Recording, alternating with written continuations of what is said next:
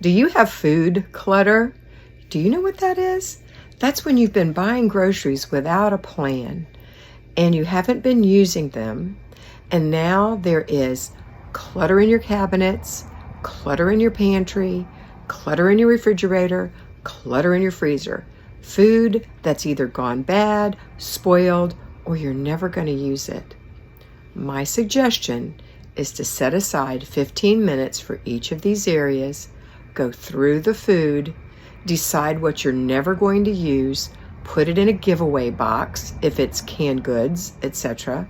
Take it to the local food bank. Put it in the back of your car for giveaway. If it's in your refrigerator and it's gone bad, let's get rid of it. Or it's about to go bad, or it's just a little dab and you're never going to use it. Let's get rid of it.